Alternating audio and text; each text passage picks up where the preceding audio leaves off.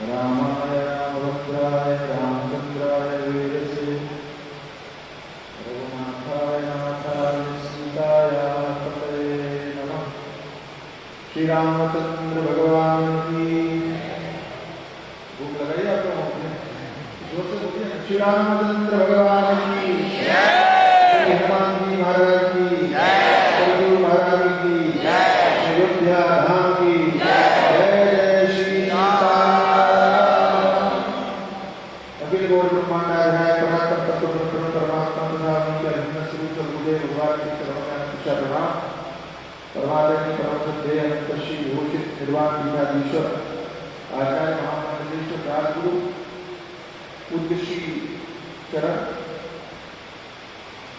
परमादरणीय परम श्रद्धेय महामंडलेश्वर पूज्य स्वामी हरिहर जी महाराज, पूज्य महामंडलेश्वर स्वामी हरिहर जी महाराज, पूज्य महामंडलेश्वर स्वामी चंद्रेश्वर गिरी जी महाराज, पूज्य स्वामी पूज्य महामंडलेश्वर स्वामी श्याम चैतन्य पुरी जी महाराज, पूज्य महामंडलेश्वर स्वामी स्वामी भारती जी महाराज, पूज्य महामंडलेश्वर वीरेंद्र जी महाराज, परमादरणीय श्रद्धेय अवधूत शिरोमणि रघुनाथ बाग जी महाराज, महामंडलेश्वर जी महाराज, श्री कोई अगर मेडिकल कॉलेज में प्रवेश करने में डॉक्टर हो जाता है तो जब निर्वाणों की जगह तो प्रवेश तो हो ही गए। हमारे श्रृंगेरी पीठ के कृपा पात्र श्री श्री शंकर भारती जी महाराज अभी अभी को सुन रहे थे। हमारी माता श्री, मैं नाम से तो परिचित नहीं हूँ, आशा नहीं, लेकिन मुझे दुख है कि आप वहाँ आए, मुझे पता ही नहीं चला कि आप वहाँ मैं हमारे सामने बहुत चुका है। मुझे दुख है कि आप वहाँ पधारे और मेरी जानकारी में जो वहाँ से प्राप्त हमको सूची की उसमें आपके नाम नहीं थे। मुझे दुख है, मैं क्षमा चाहता हूँ। हाँ, अयोध्या की पावन नगरी में भगवान श्री राम के पावन चरित्र को समर्थ कर रहे हैं। कलिमल मंगल करण कलिमल हरण तुलसी कथा रघुनाथ की। तो भगवान की कथा तो मंगल करने वाली है, कलिमल हरण करने वाली है। कोई आपने बहुत पुण्य किए होंगे। श्री अयोध्या की पावन नगरी में पूज्य स्वामी जी महाराज, हमारे विश्वेश्वर जी महाराज, उनकी कृपा से आपको यहीं रुक करके ठहर करके भगवान के चरित्र को श्रवण करने का सौभाग्य प्राप्त हुआ। लेकिन 9 दिन तक जो कथा सुनी ना, उस पुण्य का ये लाभ हुआ कि आज एक साथ में इतने संत महापुरुषों का दर्शन आपको करना पड़ता है। इनमें से जितने महापुरुष हैं, महात्मा हैं, इनको आप अपने घर पर बुला सकते हो। एक ही को बुलाना ही कठिन है, एक ही को बुलाना आप बुला सकते हो, समर्थ हो, लेकिन ये महात्माओं के पास टाइम नहीं होता आने के लिए, सबसे बड़ी समस्या है। लेकिन यहाँ आपको प्रयास करना पड़ा संतों को बुलाने के लिए, क्योंकि महाराज जी ने थोड़ी सी कृपा किया आपके ऊपर और थोड़ा सा फोन खटखटाया है सबको, जाना कहीं ना भूल इधर गए। तो बहुत सारे ऐसे आने वाले नहीं थे, केवल स्वामी जी महाराज का प्रेम, उनकी करुणा, उनका स्नेह की भावना कि जो काशी में सौंदर्य था वही सौंदर्य अयोध्या में भी बनाने का काम पूर्ण विश्वेश्वर जी महाराज ने किया। आप सब लोग वहां ये दर्शन नहीं कर सके तो यही अयोध्या में दर्शन करने का सौभाग्य आपको प्राप्त हो गया। बहुत अधिक नहीं बोलूंगा, समय ऐसी कथा क्या है, पूरी सी बात करना चाहूंगा। तो भारत में बड़ी प्रसिद्ध कथा आती है, आपने भी सुनी होगी। रस्ते की एक हाथी हुआ गजर पे, गजर की गजर मोक्ष को जानते हैं, और सरोवर में विहार कर रहा था तो मगरमच्छ ने पकड़ लिया। कथा का विस्तार नहीं करूंगा, बहुत संक्षिप्त में जो कहना चाहता हूं कहकर के विराम दूंगा। हाथी का पांव पकड़ा मगरमच्छ ने, उसके जितने भी संगी साथी थे छोड़ के चले गए, अकेला रह गया। जब व्यक्ति को कोई नहीं दिखता है, किसकी याद आती है? भगवान। उसने भी भगवान स्मरण किया, भगवान ने भी कृपा की, भगवान प्रकट हुए और चक्र चलाया। गजेंद्र का पांव पकड़ने वाले मगरमच्छ को सिर काट करके मुक्त कर दिया। वहां एक बड़ी बढ़िया बात आती है, गजेंद्र ने तो भगवान का स्मरण किया तो भगवान ने उसके ऊपर कृपा करके उसकी रक्षा की, लेकिन उस मगरमच्छ ने कौन सा पुण्य किया कि भगवान के चक्र का स्पर्श होने के कारण उसका कल्याण हो गया? उसने तो कोई पुण्य नहीं किया, उसने तो कोई भक्ति नहीं की, उसने तो कोई भजन नहीं किया, उसने कोई स्तुति नहीं की, फिर उसका कल्याण कैसे हो गया? तो महापुरुष कहते हैं कि उसने भले ही कुछ न किया हो, लेकिन एक भक्त के चरण पकड़ लिए तो उसका उद्धार हो गया। ऐसे ही आप अपने जीवन में कुछ और कर सको तो कर सको, ये बस इनके चरण पकड़े हैं ना, आपका तो ऐसी कल्याण होगा, क्या है कि उद्धार हो जाए। अवध क्षेत्र में आप यहाँ बैठने के अवध का अर्थ है जिसका अवध नहीं किया जा सकता, जिसे मिटाया नहीं जा सकता। यहाँ बहुत सारे लोगों ने कोशिश की, प्रयास किए, इसके इतिहास को मिटाने के प्रयास किए, बड़े संघर्ष हुए, सब कुछ हुआ, लेकिन ये मिटा नहीं और भी गरिमापूर्ण स्थिति में प्रकट होकर के हमारे संप्रदाय के अति परिश्रम के परिणाम स्वरूप भगवान के नाम का भव्य मंदिर बनने जा रहा है। जैसे सभी लोग संकल्प दिलवा रहे थे, हमारे देवदान जी, हमारे कोटी वासी, वो भी आपको संकल्प दिलवा रहे थे ना कि काटने का काम नहीं करते हैं, तो जीवन को बढ़ाने और बनाने का काम करते हैं। एक संकल्प मैं भी आपसे निवेदन करता हूँ कि अयोध्या की नगरी में बैठ कर ये संकल्प करके जाइए कि अयोध्या तो आते ही रहेंगे, अपने रिश्तेदारों को भी अयोध्या जाने के लिए प्रेरित करते रहेंगे। जितने भी आपके पत्नी लोग हैं, देश में हो, विदेश में हो, कहीं पर भी हो, सबको तीर्थों में जाने के लिए प्रेरित कीजिए और सबको पता चलना चाहिए कि हमारा इतिहास क्या है, हमारा गौरव क्या है।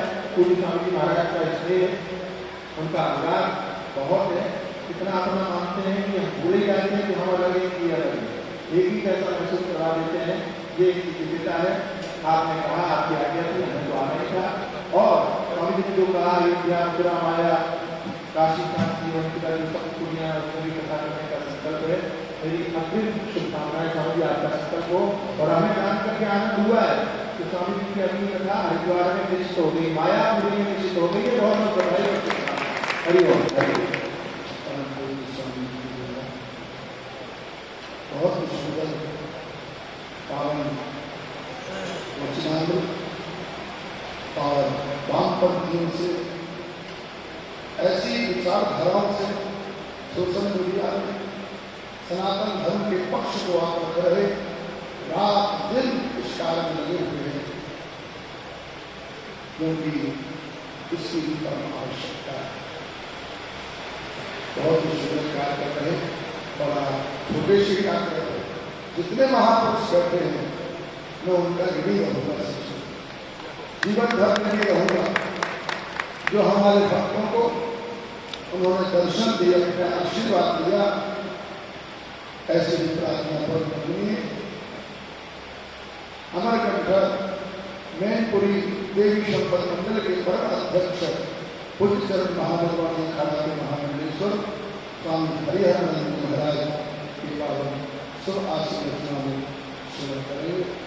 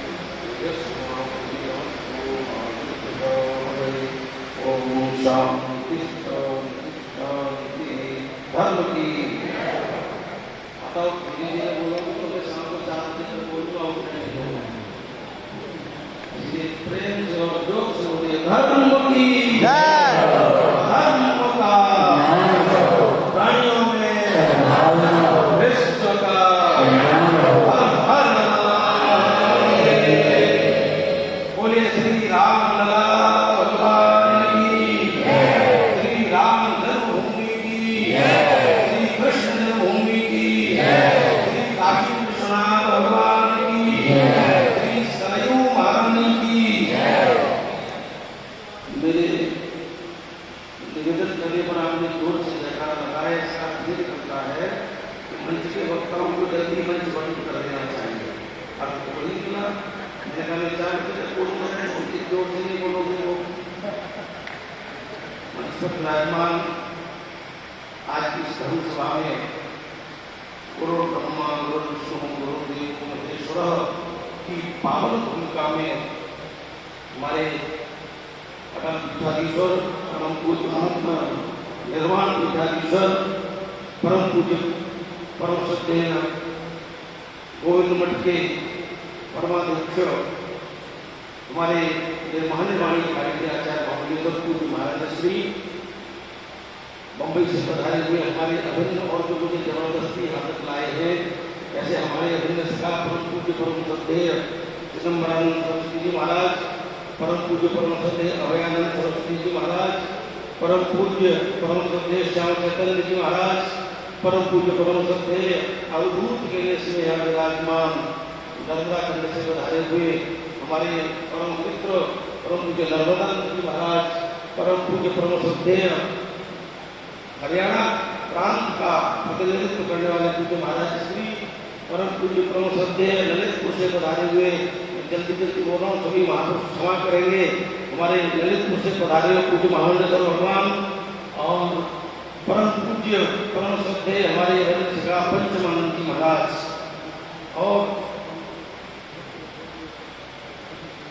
पूरे भारतवर्ष में भगवान शंकर मित्रों माताओं, एक निवेदन करूं आज इस पावन मंच से कि आज से 1250 वर्ष पूर्व यदि भगवान शंकराचार्य का अवतार नहीं हुआ होता तो हम और आप इस रूप में हिंदू के रूप में आज इस धरातल पर नहीं होते। ऐसे भगवान शंकराचार्य के प्रति पूर्ण रूप से समर्पित और उनके अद्वैत ज्ञान को भारत के डोर टू डोर पहुंचाने का संकल्प लिए हुए ऐसे विचित्र महापुरुष जो बड़े सौभाग्य से जिनके दर्शन होते हैं, ऐसे परम पूज्य शंकर भारती जी महाराज जो कर्नाटक से कृपा करके हमारे आपके बीच विराजमान है। मैं आप सबके साथ इन सभी शब्दों का वंदन करता हूँ। माताओं, मुझे नहीं पता था एक साधु नर्मदा माता की परिक्रमा करते करते अमरकंटक में आया। चिदम्बरानंद जी महाराज उस साधु के पैरों में फटोले पड़े हुए थे और घाव हो गए थे। नर्मदा की परिक्रमा नंगे पैरों की जाती है। एक सामान्य सा साधु, ऊपर से सामान्य से दिखने वाला वह साधु नर्मदा माता की परिक्रमा करते करते अमरकंटक में आया और संयोगवश इस आश्रम में रुका हुआ था शांति कुटी में, उसी में प्रवेश कर गया। एक रात्रि विश्राम के बाद उस साधु को अगले दिन यात्रा पर जाना था। एक सामान्य सा परिचय वृंदावन धाम का हुआ कि मैं सुखदावती आश्रम में विद्यार्थी था। सुखदावती आश्रम से हमारा शुरू से जुड़ाव रहा है। मध्य प्रदेश के अमरकंटक धाम में सुखदावती श्रीधाम वृंदावन का परिचय थोड़ा सा लुभावना हुआ, लेकिन मैंने देखा ये साधु दूसरे दिन फिर से परिक्रमा में जाना चाहता है, लेकिन जाने की स्थिति नहीं है। सच में पैरों में घाव लगे हुए थे। पैदल चलते चलते मैंने बड़ा 6 से 7 दिन उस साधु को जबरदस्ती होता। हमारे यहाँ दिव्य तीर्थों में नर्मदा मां एक ऐसी पवित्र नदी है जिसकी परिक्रमा में लाखों साधु 24 घंटे चलते हैं। उन्हीं लाखों साधुओं में एक साधु फिर से यात्रा में चलने वाला था। मैंने बड़ा उस साधु को रोका और नर्मदा माता की परिक्रमा करने वाले साधु हो चाहे गृहस्थ हो, मुझे स्वतः प्रीति होती है उनसे। और जब मैंने दवा लगा करके उस साधु के पैरों को ठीक कर दिया, उसके बाद मैंने कहा महात्मन अब यात्रा करो, मुझे नहीं पता था।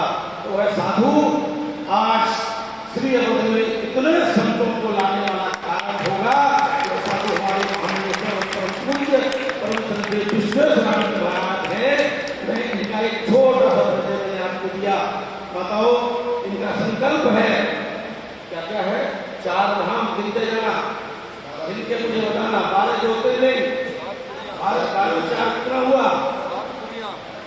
12 4 16, सप्तपुरियां 16 7 23। इन 23 दिव्य तीर्थों में जिन्होंने संकल्प किया है कि भगवान की कथा सुना करके पंजाब और हरियाणा के और के जो भक्त हैं उनको लेकर के जाएंगे। हो सकता है परमात्मा ने आपको ढेर सारी संपत्ति दी हो और आप समय निकालकर उन सभी स्थानों पर तीर्थ करने चले जाए। बहुत सारे लोग करके भी आगे होंगे। आजकल ये अहंकार सा हो जाता है, सारा हमको सातों दुनिया करे आए। लेकिन माताओं मैं पूछना चाहूंगा, जो लोग करके आ गए हैं, जो करने जाना चाहते होंगे अलग से, क्या इस धाम में आपको कथा सुनने में और यहाँ आने पर आनंद हुआ? उतना आनंद क्या आपको किसी तीर्थ में जाने पर हुआ होगा? यदि नहीं हुआ होगा तो आज एक साधु मंच से आपका आह्वान करता है। मैं देख रहा हूँ उसमें तमाम पंजाब और हरियाणा के बड़े मोटे मोटे सेठ और मोटी मोटी सेठानियां बैठी, मोटे मोटे सभी से भी तगड़े और पैसा में भी तगड़े। माताओं, अगर मंजूर है धन रक्षा तो धन वालों बड़ोदानी, कुएं से जल निकलेगा तो सड़ जाएगा सब पानी। कोई कुआं है यदि आप उसमें से पानी नहीं निकालेंगे तो सारा पानी सड़ जाएगा। यही गति आपके धन की है। इन 23 धामों में जो तीर्थ यात्रा का संकल्प हुआ है, कथा का संकल्प हुआ है, मैं तो ये चाहूंगा हमारे यहाँ व्याकरण दर्शन में प्रत्याहार बनाने की रीति है। आज जो 14 सूत्र है पाणिनि जी के, उसमें प्रत्याहार बनाया जाता है। समय का अभाव है, ऐसे नियम तो ये है भोजन समय आश्रम न भरे और भोजन समय आसन है। लेकिन फिर भी आप ऐसा समाज दे करके किस वक्ता का मन होगा कि भाई छोड़ दे? माताओं, निवेदन करना चाहूंगा कि हम लोग यहाँ से प्रत्याहार बनाए। श्री अवध में राम कथा आपने सुनी और आप 23 धामों में कथा सुनने तक निरंतर मैंने आप लोगों के जमीन को झिझोड़ा है कि एक सेठान की ऐसी बैठी है कि खड़े होकर के ये कह सकते हैं महाराज 23 जगहों पर तो मैं अकेले ही करा दूंगी। तो मैं चाहूंगा कि पंजाब और हरियाणा रोहतक के जो सेठ बैठे हैं वह संकल्प लें कि माननीय चंपत राय जी का परिचय 1 मिनट में ही बताऊंगा। माननीय चंपत राय जी रामलला को अपने दिव्य धाम में जब स्थापित करेंगे, बड़े से महल में स्थापित करेंगे, तब तक इन 23 धामों में कथा पूरी हो जाए और रामलला के आने का पहले कथा पर हो और हम सभी लोग आपके स्थापना में उपस्थित हो। माननीय चंपत राय जी विराजमान है, 1 मिनट उनका परिचय दूंगा। माताओं, हमारे मोदी जी जब पहली टर्म में अपने यहाँ भारत के प्रधानमंत्री हुए, उस समय तत्कालीन मुख्य न्यायाधीश दीपक जी थे, माननीय मुख्य न्यायाधीश दीपक जी, और उन्होंने, मैं आप उनका एक दिव्य परिचय दे दूं, वह हमारे सरस्वती शिशु मंदिर का पढ़ा हुआ विद्यार्थी था। उन्होंने संकल्प किया कि राम जन्मभूमि का निराकरण करके जाऊंगा, लेकिन कुछ कुकुरमुत्ते उनके पीछे लग गए, वह राम जन्मभूमि का निराकरण नहीं कर पाए। लेकिन उन्होंने एक सुप्रीम कोर्ट का आदेश पारित कर दिया कि आगामी 28 अक्टूबर से हमारे राम जन्मभूमि फाइल की नियमित सुनवाई होगी। 2 महीने बाद माननीय गोगोई साहब आए और गोगोई साहब के सामने 28 अक्टूबर जो था, उस दिन जैसे ही राम जन्मभूमि की फाइल रखी गई, जैसे ही फाइल रखी गई, गोगोई साहब ने केवल 3 मिनट में वह फाइल पढ़ी। जो मुकदमा 492 वर्ष से चल रहा था, जो केस 492 वर्ष से लंबित था, लाखों हमारे पूर्वज उसमें अपनी आहुति दे गए। उस केस को माननीय गोगोई साहब कहते हैं, भाई को साइड करते हुए, ये केस मेरी प्रायोरिटी में नहीं है, केवल एक बात बोलने के बाद गोगोई साहब ने हमारी फाइल को साइड में कर दिया। और माताओं, मैं निवेदन करना चाहूंगा, उन्हीं गोगोई साहब ने हमारा जब जजमेंट लिखा और जब जजमेंट आया, हम लोग टीवी स्क्रीन पर देख रहे थे और सुन रहे थे, तो मैं यहाँ से प्रमाणित करता हूँ, मुझे लगता है चंपत राय जी ने जाकर पूरा जजमेंट लिखाया होगा। ऐसा दिव्य जजमेंट दूसरा कोई हो ही नहीं सकता। और मुझे लगता है गोगोई साहब तो अपनी तरफ से ऐसा लिख ही नहीं सकते। ऐसे चंपत राय जी जिन्होंने अपने रीति नीति और परम कौशल से हमें हमारे इस केस को यहाँ तक पहुँचाया। जब हम कल राम जन्मभूमि स्थान का दिव्य दर्शन कर रहे थे, तो देखते ही प्रेमाश्रु छलक आए। ऐसा लगा कि जल्दी ही रामलला अपने दिव्य भवन में पधारेंगे। तो माताओं, हमारे माननीय चंपत राय जी जैसे ही रामलला को लेकर अपने दिव्य भवन में स्थापित करें, तब तक आप लोग महाराज जी के साथ 23 धामों में घूम करके आ जाओ और स्त्री अवधिया करके घर से खड़ा करो। जय हिंद, जय भारत। बहुत बड़ा संकल्प और जीवन में धर्म यात्रा का हमें प्रेरणा दी।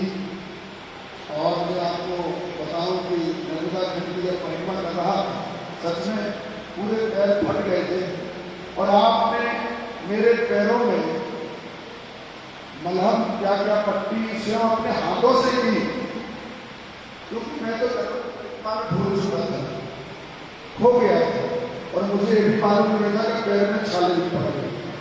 तो आपकी दृष्टि पड़ी, ये महात्मा ऐसे बैठे थे कुर्सी में, तो स्वामी जी रुद्रष्ट अध्याय पढ़ा रहे थे वहां विद्यार्थी को, तो पैर में देखा महात्मा के पैर फट गए और खून की धारा बह रही।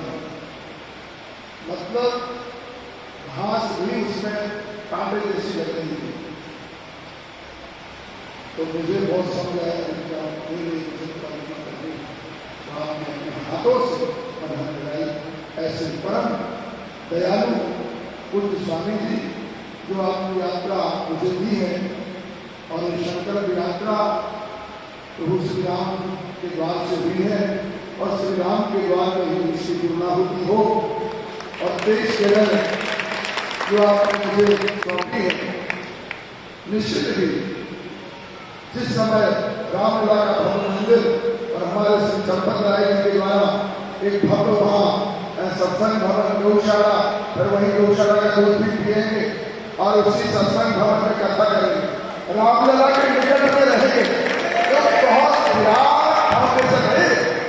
आप देखोगे सचमुच रामलला का जो मंदिर बनने वाला है, इतिहास रखने वाला है। विश्व में ऐसी कोई जगह नहीं होगी, सारी दुनिया आज अयोध्या की तरस रही है। और जब भव्य स्वरूप जब तैयार हो जाएगा, तो ऐसे भी प्रार्थना हमारे आदरणीय श्री चंपत राय जी जो सफेद वस्त्रों में सन्यासी है, सफेद वस्त्रों में संत है, और इनका अवतार केवल इनका जन्म राम कार्य के लिए हुआ है।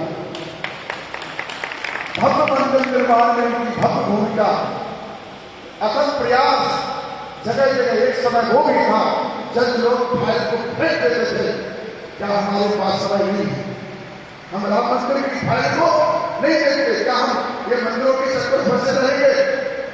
निराश होकर लौट आते हैं, लेकिन इनको विश्वास था कि एक न एक दिन ये कार्य जरूर संपन्न होगा।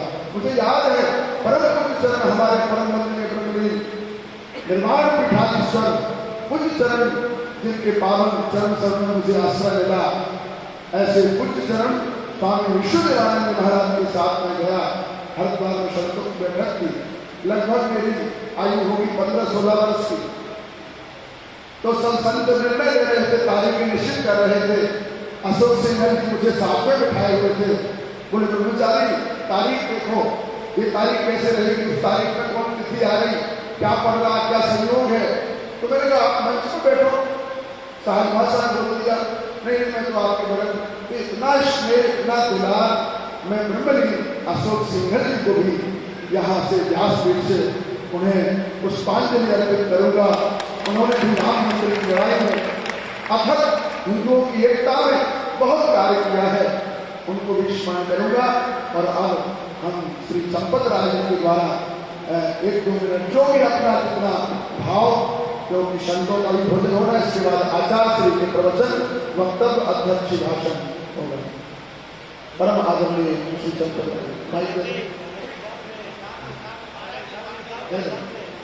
सामने एक बार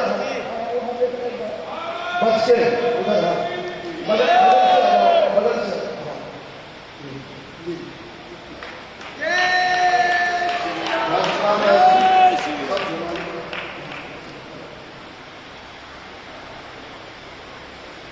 विराजमान निर्माण आचार्य महामंडलेश्वर पूज्य स्वामी विश्वभर महाराज, अन्य महामंडलेश्वर संत महात्मा, पूज्य साधु की, सब संत महापुरुषों के चरणों में अपना साष्टांग प्रणाम निवेदन करते हैं। श्रद्धालु माताओं, भाइयों, आप भी मेरा प्रणाम स्वीकार करें। इस बातें को सुन ली, बड़ी बाधाएं आई, 500 साल से लड़ाई।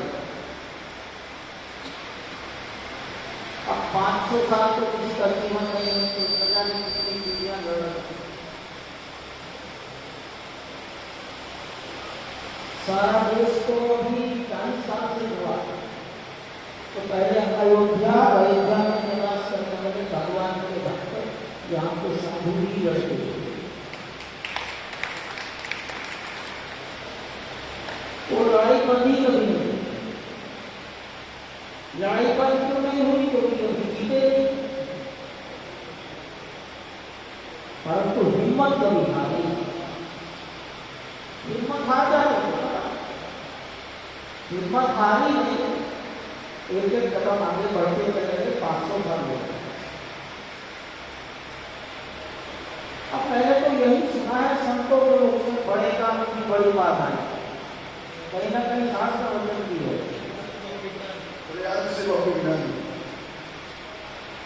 अब संस्कृत में तो बाद में देखा, पहले तो साधु के लोग से सुना बड़े काम की बड़ी बात है, सुनकर हमको चुप रहे, बड़े काम की बड़ी बात है। तो अब लग रहा है कि बड़े काम की बड़ी बात है, क्योंकि भगवान का काम था, छोटा मोटा भाई। वैसे भी राम जी की बात में तो कभी निर्णय हुआ भी नहीं। राज्याभिषेक में इतना बड़ा विघटन आया, जरूर कहा हुआ है, ये काम हो गया। दूसरा बात, बाधाएं दूर की है चालाकी छल कपट से नहीं, केवल सत्य के आधार पर। चालाकी, चतुराई, झूठ फरेब का सहारा नहीं लिया गया,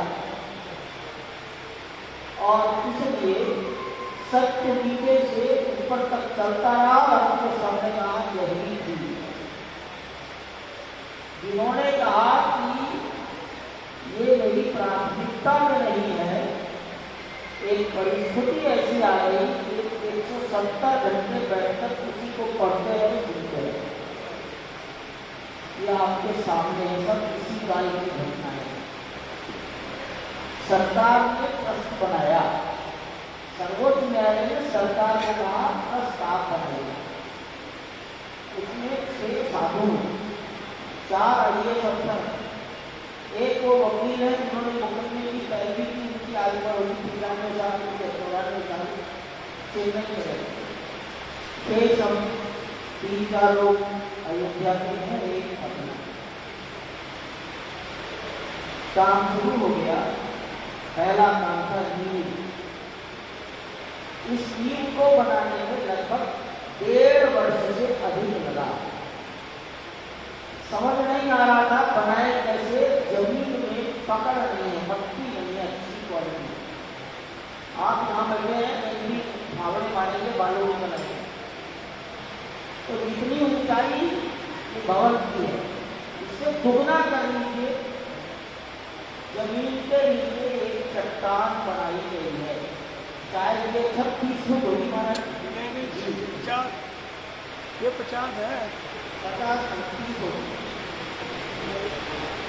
30 फुट तो 15.5 मीटर तक जमीन के नीचे चट्टान डाली गई और उसमें 1 ग्राम लोहा नहीं। लोहा 100 साल के बाद ताकत खत्म हो जाती है, खत्म हो जाती है। तो भगवान के नीचे की नींव भगवान का मंदिर पत्थरों का है। पत्थर 1000 साल तक जिंदा रहता है। तो जिस कंधे पर वो पत्थरों का वजन रखे जाना है वो कंधे भी 1000 साल आयु के हैं, इसमें लोहा नहीं। और बहुत विचार विमर्श हुआ है, जितने इलाके में मंदिर बनेगा उससे दुगने इलाके में ऐसी चट्टान नीचे डाली गई है 15.5 मीटर और अभी लगभग 1.5 मीटर और नीचे जाएगा, यानी इतनी मिट्टी हुई है। मंदिर आप देखाए होंगे, संत महात्मा देखा है। आजकल फर्श ऊंचा करने का काम चल रहा है। आप जहाँ रह रहे हैं मंदिर ऊंचाई का है, सीढ़ी चढ़कर जाना पड़ता है। वहाँ भी हर व्यक्ति को कम से कम 31 सीढ़ियाँ 16.5 फुट चढ़ना पड़ेगा। इसलिए फर्श ऊंचा हो रहा है। ये बंगलौर के कर्नाटक के ग्रेनाइट से हो रहा है। 6.5 मीटर ऊंचा फर्श बन जाएगा जब, तब मंदिर का निर्माण होगा। और वो ग्रेनाइट के पत्थरों का लगभग 5 फुट फर्श की मट्टी में नीचे चला जाएगा। सारा मंदिर पत्थरों का है। उसके चारों ओर एक बाउंड्री वॉल बनेगी। मैं बाउंड्री वॉल इसलिए कह रहा हूँ, आप आसानी से समझ लेंगे। संत महात्माओं को ये मैं कहूँगा परकोटा बनेगा। वो परकोटा 8 एकड़ जमीन को घेरेगा। वो परकोटा भी पत्थरों का है। वो परकोटा 14 फुट चौड़ा होगा। उस 14 फुट चौड़े परकोटे पर छाया होगी। उसमें समाज परिक्रमा कर सकता है। परकोटे में घुसने के बाद जूता चप्पल मोबाइल नहीं होगा। वो बात ऐसी पूर्ण रचना है। मंदिर के पश्चिम में सरयू मैया हजारों साल से प्रवाहमान। भगवान राम के पहले से सरयू होती। भगवान राम का जन्म अगर 10,000 12,000 साल पहले है, त्रेता युग में है, तो त्रेता के पहले से सरयू, इसलिए वो यहाँ की महारानी है। अब वो सरयू महारानी को गड़बड़ हो जाए, प्रकोप न हो जाए, इसलिए 12 मीटर चौड़ा एक चट्टान 12 मीटर से भी अधिक गहराई तक डाला गया है। सरयू मैया के आक्रमण से मंदिर को बचाने के लिए ये काम भी लगभग हो गया है, हो रहा है। 90 मीटर लंबाई की इसको कहा गया है रिटेनिंग वॉल। ये जमीन में डाल दी गई है। लगभग 350 मीटर रिटेनिंग वॉल बनाई गई। सब काम एक साथ कर रहा है।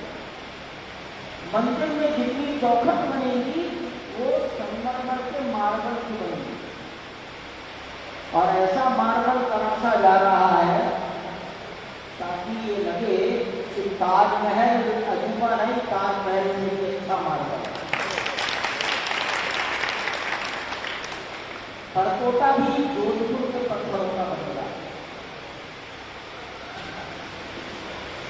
दरवाजे यानी चौखट ये मकराना के मार्बल की बनेगी। मंदिर राजस्थान के भरतपुर के हल्के गुलाबी रंग के बलुआ पत्थर का बनेगा और नींव में ग्रेनाइट डाला गया है। आप कल्पना करिए लगभग 20 लाख फल फूल पत्थर इसमें प्रयोग होगा। एक जगह मिल नहीं सकता तो कुछ जोधपुर से लाएंगे, कुछ भरतपुर से लाएंगे, कोई बेंगलोर से ग्रेनाइट लाएंगे, मकराना से लाएंगे। बहुत योग की गति से मंदिर के निर्माण की प्रगति हो रही है। मैं व्यक्तिगत रूप से मानता हूँ कि इसमें हम सबको संतोष होना चाहिए। प्रगति संतोषजनक है। ये 1000 साल की आयु के लिए है, चाहकर हम जल्दी बातें नहीं हो सकती। तो भी हम विचार से कर रहे हैं कि 2024 की मकर संक्रांति को जब सूर्य उत्तरायण हो जाएंगे तब ठाकुर जी को वर्तमान लकड़ी के और स्थायी मंदिर से उधर लाकर प्रतिष्ठित कर देंगे। आपकी संभावनाएं बनी है, संत महात्माओं का आशीर्वाद मिलता है और हम जैसे सब कार्यकर्ताओं की बुद्धि समारोह बढ़ने के लिए यही आशीर्वाद करेंगे।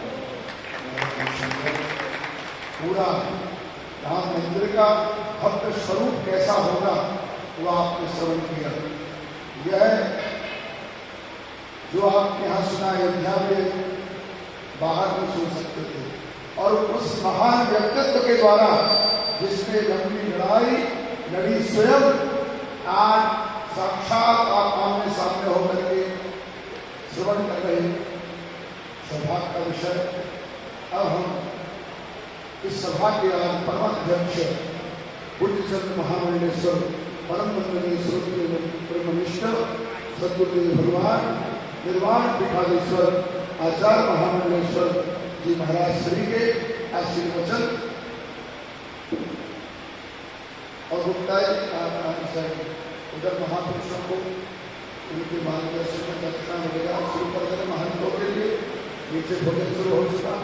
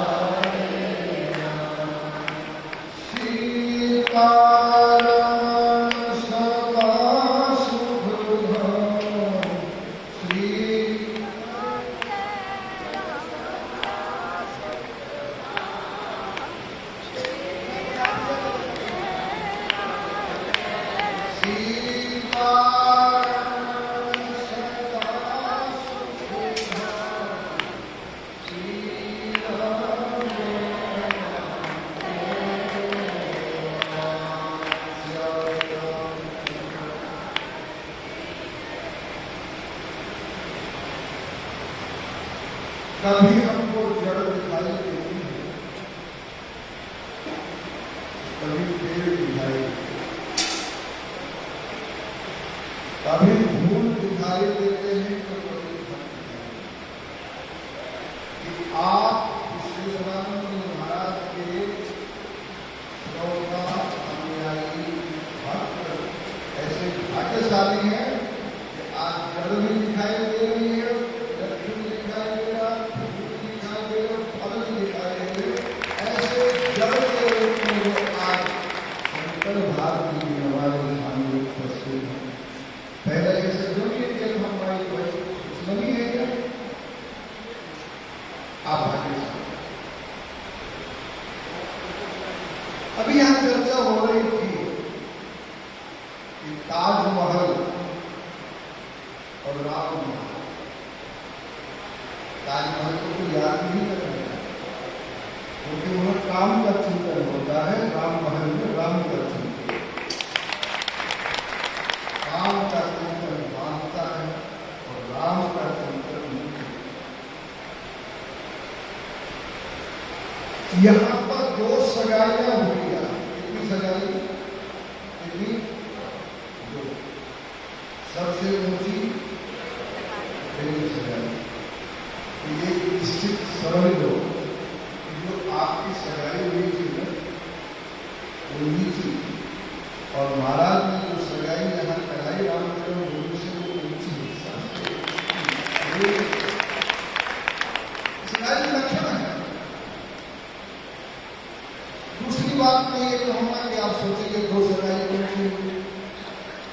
एक तो इस हुई कथा की सगाई हुई कि इस कथा का ब्याह होगा राम मंदिर बनने के बाद पूरा होगी, और दूसरी सगाई हमारे नर्मदानंद ने कहा कि बनारस में रस बना, लेकिन सिंधी का स्वभाव ऐसा है कि वहां रस बनता रहा और यहाँ महाराज पिटाते रहे, क्योंकि राम के बिना से कोई काम दूसरा नहीं। वहां रस बना। और सगाई कौन सी हुई? नर्मदा की काशी गए, कई बार गए, हमारे साथ गए, और उन्होंने वहां कहा कि महाराज मैं 12 ज्योतिर्लिंग में घुमा हूं, मेरी सगाई है। तो सिंधी ने कहा कि हमने अपनी सगाई को नहीं करवाई, तो आपकी कैसे करवाई? आप तो जाओ नर्मदानंद के विशेषानंद के पास, और राम जन्म भूमि पे राम जी की कृपा से सगाई हो। तो इनकी सगाई क्या हुई कि आगे मंडलेश्वर बनेगी। क्या हुई? मंडलेश्वर सगाई हो। और एक बात और है, जब यहाँ इस कथा का पूर्णाहुति होगी और जब सब यहाँ पर कार्य होगा, तो इनको भी हम यहाँ पर दुल्हन की तरह सजा करके सबसे ऊंची तैयार करके जाए। और किससे होगा क्या? अपनी आत्मा और परमात्मा, और उसमें फिरवाने वाले हमारे विशेष। मैं आपको एक बात से बोलता हूँ, ज्यादा समय नहीं होगा। वैसे तो ज्यादा समय मेरे को लेना चाहिए क्योंकि मैं आचार्य हूँ, डबल दक्षिणा, डबल पान, डबल समय, पर आज ऐसा नहीं होता। प्रोग्राम नीति कहते हैं, 3 बार भोजन भजन, 3 बार 3 बार भजन,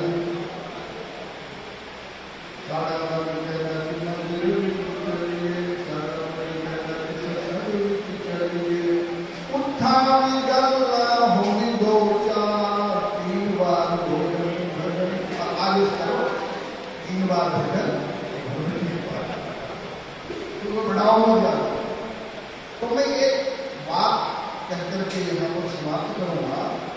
इतना कि मैं सोच रही इतनी जल्दी समाप्त करूँ, लेकिन इन्होंने किसी ने इतनी जल्दी समाप्त किया, मैं कैसे करूँ?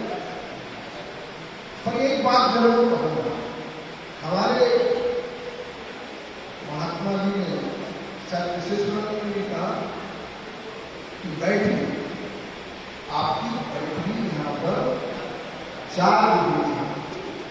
तो देखो भाई, मैं इनका सूर्य को नहीं सोचता, तो मैं ऐसा करता हूँ कि इस बैटरी को जनरेटर में लगा देता हूँ, ताकि आप जनरेटर बन के जाए और अपने रोग पंजाब में जो है अंधकार जनरेटर बनाने का राम नाम जनरेटर आपको बनाया गया है, राम नाम का जनरेटर बनाया गया है। तो मैं एक बात कहूंगा कि बाहर से हमने बहुत कुछ पाया, लेकिन अंदर से हमको अभी भी हमारे पास टाइम है। जैसे धृतराष्ट्र के पास टाइम था और अंत में उन्होंने सड़क सुधार को बुला के सत्संग जीवन सुधार किया। वो क्या है कि भरत जी की तरह रहन सहन तन और भरत जी की तरह मन ऐसा हमारा हो जाए। भरत जी का मन कैसे था? अभी सुनाया था आपको कि हनुमान जी संजीवनी लेके जा रहे थे, भरत जी को शक हो और भरत जी महाराज ने सोचा कोई राक्षस राम लक्ष्मण जी को जो है दुखित करके और मेरे को भी दुखी करना चाहता है, उन्होंने बाण छोड़ा और वो हनुमान जी को लगा। उस बाण लगने के बाद में हनुमान जी उन्हीं मंदिर ग्राम में उतरे और उतरते हुए बनते हुए और जय श्री राम ऐसा बोलेंगे, छाती में बाण लगा। तो कहाँ जाए एम्बुलेंस बनाए? कल हमारे एक महात्मा पूछ रहे थे मेरे को कि एम्बुलेंस कंपनी का वो मंगाते हैं जो त्रिगुणी माया में हो, और जो त्रिगुणी माया में नहीं होते हैं, योग माया में होते हैं, उनको एम्बुलेंस नहीं बनानी है, उनको बनाना भगवान की कृपा बुलानी है। कौन सी कृपा बुलानी है? एम्बुलेंस नहीं बनाना। अच्युतानंद गोविंदा नाम स्मरण भेजला नश्यन्ति सकला रोगः सत्यम सत्यम वदाम्यहम्। ये भी एक विधि। तो भरत जी ने क्या कहा? हमारे तंत्र शास्त्र में आपने सुना होगा, तंत्र मंत्र यंत्र जो भी है उसमें आपने सुना होगा। तो ये महात्मा क्या कहते हैं, आप क्या कहते हैं? हे हनुमान जी, ये मेरे पास करके मैं 1.25 किलो दूधी चढ़ा दूंगा। और हनुमान जी पास करते तो चढ़ाते नहीं, उसको भी डाल देते हैं। ये क्या कहते हैं? मेरी भक्ति गुरु की, और क्या बोला है आपको? मेरी भक्ति। विश्वेश्वरानंद जी के प्रति आपको कहना है कि मेरी भक्ति और विश्वेश्वरानंद जी की शक्ति भूमि फट स्वाहा से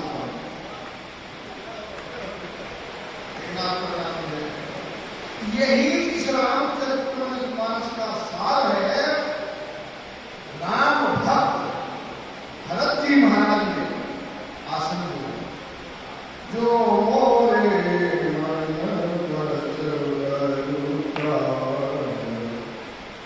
प्रीतिया पद कमल तो कपि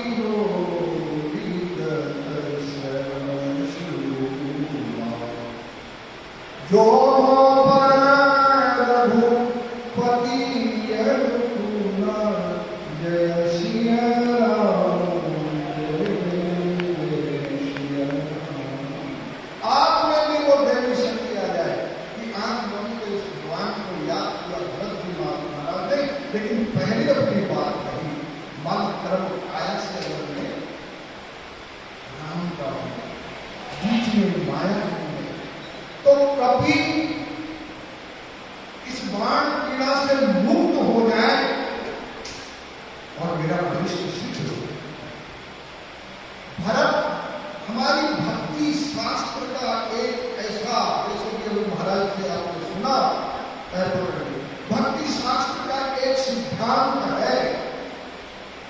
आपको कहीं जाना नहीं है, केवल भगवान को स्मरण करना है। और जब आप सही भगवान को स्मरण करेंगे तो भगवान या भगवान की शक्ति वहीं आपका उद्देश्य सिद्ध कर देगी। यहाँ पर भी इतने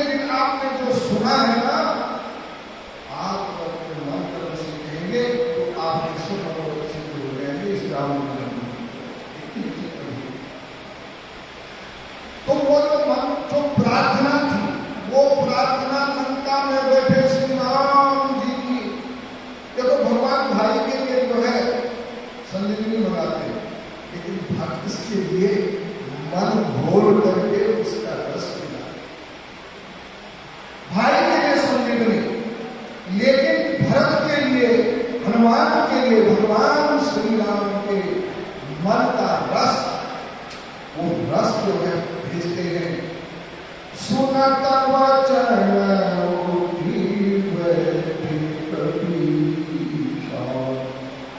सुनत वचन उठी बैठी कपीसा। कह जया जयति कौशलाधीशा। तो मैं अपनी बात पूरी करता हूँ, ज्यादा बाधा नहीं करूंगा। वहां पर क्या हुआ? उस राम नाम राम रसायन को सुन करके जो है उस वाइब्रेशन को, उस परमाणु को, उस ईथर को, उस वेद को जो है हनुमान जी ने जोड़ करके जैसे उनको चढ़ाया जाता है, तब उसने देरी करती हनुमान जी स्वस्थ हो। और उन्होंने कहा कि उस परमानेंट कौशलपति को मेरा प्रणाम है जो लंका में रह करके इस समस्या का समाधान।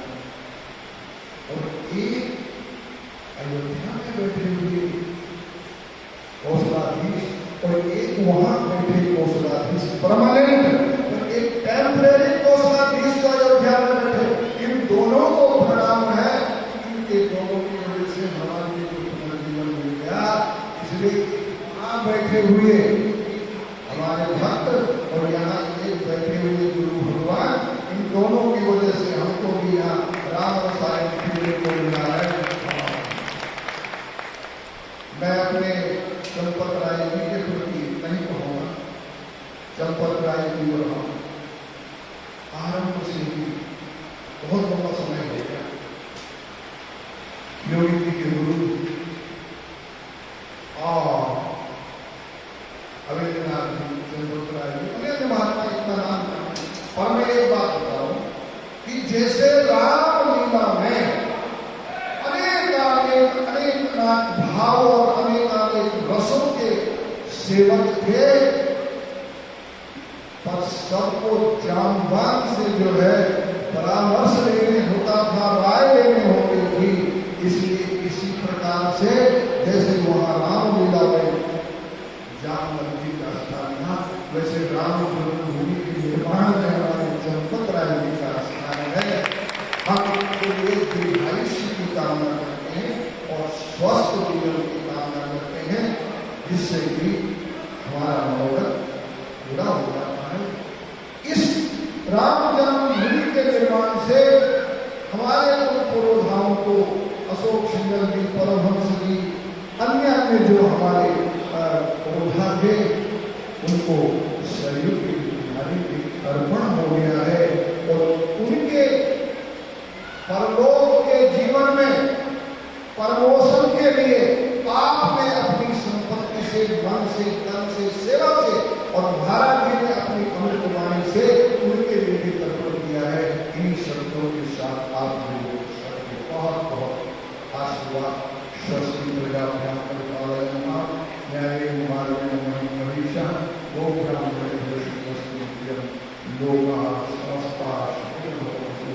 काले सुप्रजन्यः पृथ्वी सस्यश्यामला केशूलं शोभरहितो ब्राह्मणाः सन्तु निर्भया। ओम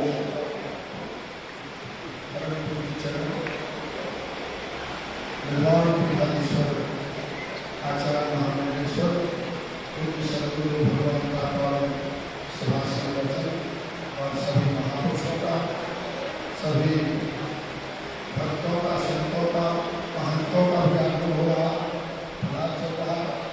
और अब वर्षों पहले, लाखों वर्ष पहले, करोड़ों वर्ष पहले जो भी यहाँ किसी घरा में पूर्वसित जी ने राम राज्याभिषेक किया था, एक बार तो विघ्न आ गया महाराज, लेकिन दूसरी बार निर्विघ्न होकर के और आज फिर आपके साक्षी में, संतों के साक्षी में पूज्य सदगुरुदेव भगवान को वशिष्ठ के रूप में ठाकुर जी कल मिल रहे हैं, राज्याभिषेक करेंगे और एक चौपाई पढ़ के आरती और फिर समर्पण पूज्य महाराज श्री गुरु वशिष्ठ के रूप में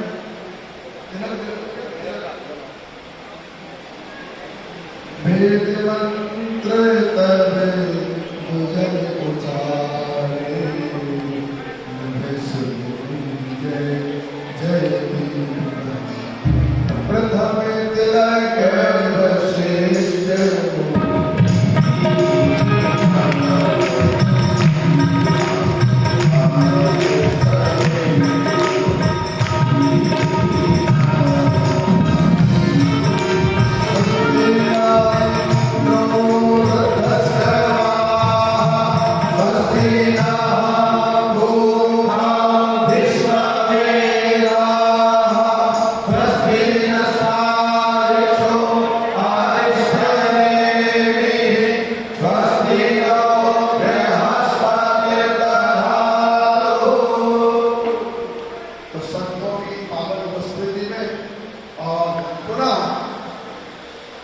जब राम मंदिर का भव्य निर्माण हो जाएगा और श्री चंपत राय जी पूरे भव्य रूप में पावन रामलीला का प्रांगण क्योंकि रहेगी, सब संत लोग पुष्पों की वृष्टि करेंगे, महापुरुष लोग पंडित तिलक मत कराओ, केवल पुष्प दे दो सबको। बोलिए रामचंद्र भगवान की जय। आरती होगी, इसके बाद संतों का प्रसाद और इसके बाद आप लोग पाएंगे। थोड़ी देर आप यहीं बैठे रहेंगे, क्योंकि नीचे संतों की पंक्ति चल रही है। तो बस आधा घंटा, यहाँ तो 10 मिनट लग रहा है, संतों का प्रसाद होगा, आरती करेंगे। हमारे मुख्य यजमानगण परिवार बड़े हो जाए, आरती प्रज्वलित करके दे। आइए सभी भक्तजन आरती का दर्शन करेंगे। चंद्रमा सूर्या जो सूर्योदय